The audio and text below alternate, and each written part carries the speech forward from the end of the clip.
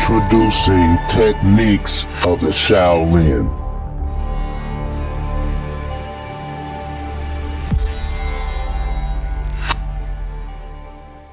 Welcome to this episode of Technique of the Shaolin Chess Master. It's time to take your game to the next level. In this position, who has the better prospects, black or white? In this next game example you're about to watch, white uses a flawless technique with the goal in mind of promoting a passed pawn. What does strategy entail? You may implement a good strategy, but your technique may be lacking, which is why you should focus on perfecting your technique. For instance, in this position, black does everything he can to keep white from promoting the passed pawn. Bishop captures bishop on d3. Queen takes d3 check. After the trade of bishops, white continues pushing the pawn up the board. And after queen b2, both the queen and the knight attack the pawn on b5. But notice white's tactical shot. Queen cannot capture the pawn because that will leave the knight hanging. So knight to e2 check, king over to h1, knight back to c3. And what does white do? Queen to d4 pins the knight to the queen. Black makes a waiting move, king to g8, and now queen to c5 puts the queen closer to the pawn. However, black continues to fight. Knight to e4 hits the queen, but queen to c8 check, and now king h7, and after pawn to b7, white wins. The development principle is this: develop your pieces toward the center for center control. With that in mind, here are a couple of opening ideas to add to your strategy. Aim to create and or exploit weaknesses in your opponent's position.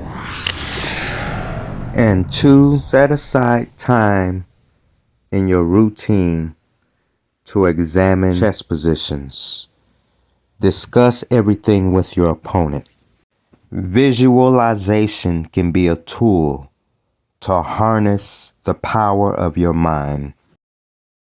So in this next example, how are we going to approach the opening? By starting from the middle game. Play through the middle game, and then we're gonna go back to the opening. And this method will help us to decide how we're going to play the opening. This middle game position arrived from an opening sequence of moves that resembled the French defense exchange variation structure.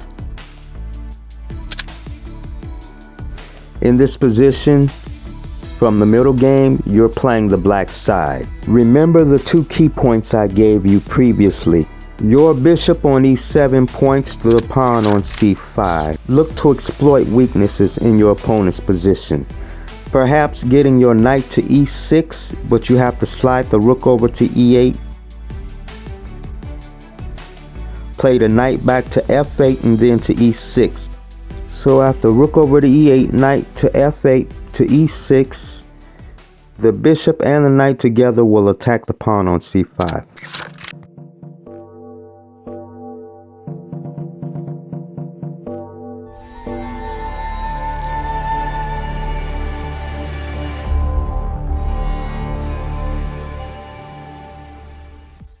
So white, having the first move, plays the pawn to h3.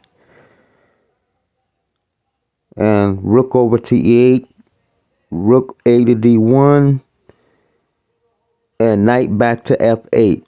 The knight is on its way to e6 to pressure the pawn on c5, which is why white plays the knight back to d3. Queen a5, more pressure on white's pawn on c5. You are playing well so far. You already have a plan to pressure white's pawn on c5. Therefore, queen a4, white offers to trade the queens. However, let's take the move back and see what happens if white had played the pawn to b4 to kick the queen away. Pawn to b4 allows white to actually move the queen to a3.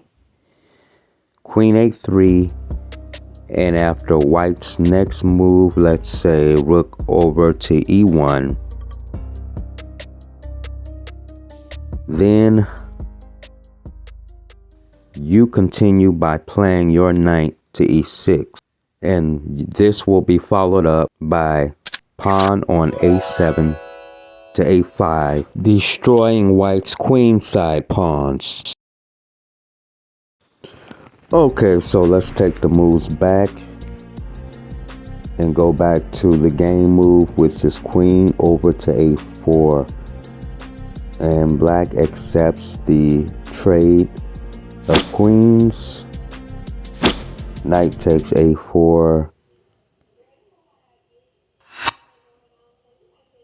and knight to e4 hits the bishop, bishop over to h2, and this is followed by knight to e6. So what is black doing? In other words, what do we want to do now? Well, obviously, black wants to centralize the knights. Now both of the knights are centralized and on good squares. And here, white makes a blunder. After bishop h4, bishop to e5 is a blunder. Rook takes e5. Knight takes e5, and bishop captures pawn on f2.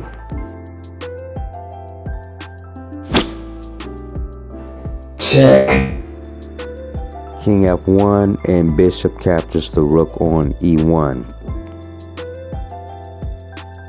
This is where black's position proves to be dangerous for white. Bishop retreats back to g3. Tactics is distinct from strategy. There's a difference. You can ask either chess master Shang Li, or you can ask the Kung Fu Panda Bear. Now we have reached the end game. It's a rook and two knights versus black's rook, knight, and bishop. Your knight has an absolute post on e4. White's knight is offsides, sitting on a4. So in this position, black plays the rook over to e8, and after rook to d1, rook e6, and the idea is to keep the rook on the e file, and this is in concert with the bishop on g3. The idea is that after the knight moves from e4, black will be threatening checkmate on e1. And the final point of this is that either the white knight must stay on f3 to guard against the possibility of black bringing the rook to e1, or the rook has to stay on the back rank.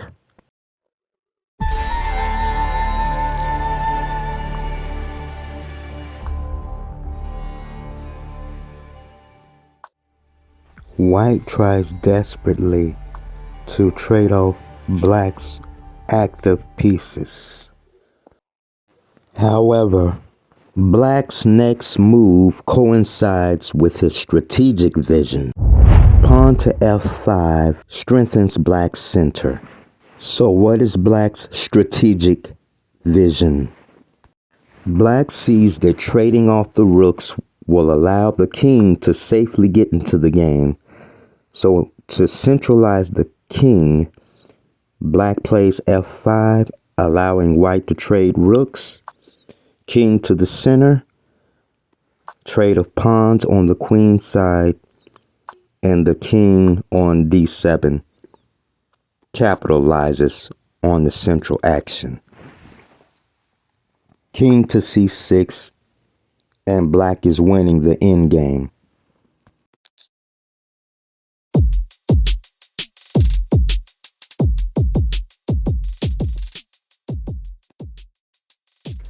Practice and develop your strategic vision in a chess position to ensure that it aligns with your positional goals.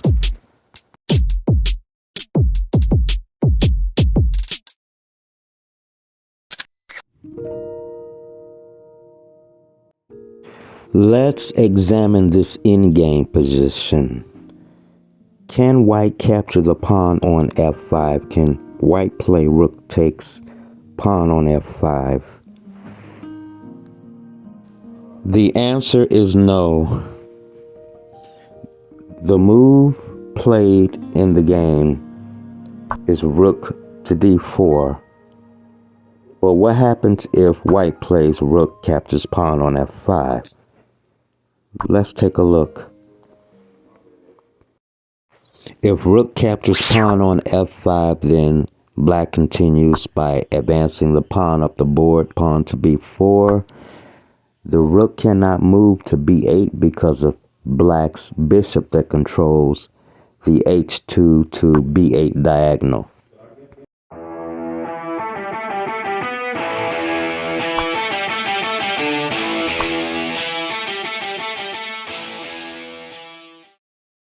So now the end game is a rook and bishop versus rook and knight, or vice versa. Bishops are better in open positions, whereas knights are better in closed positions. The position is open, so black is much better, especially with the addition of the pawn that is about to promote. Okay, taking the moves back, let's go back to the key position. So instead of capturing on f5, white just moves back to the d4 square. King captures pawn on c5. The king is a fighting piece in the endgame, much stronger and much more advanced than white's king on f1. Trade of rooks, and black dominates the center. And now it's only a matter of endgame technique. Thank you for watching. That is all I have. Please don't forget to like, comment, share, and subscribe. And stay tuned for my next video.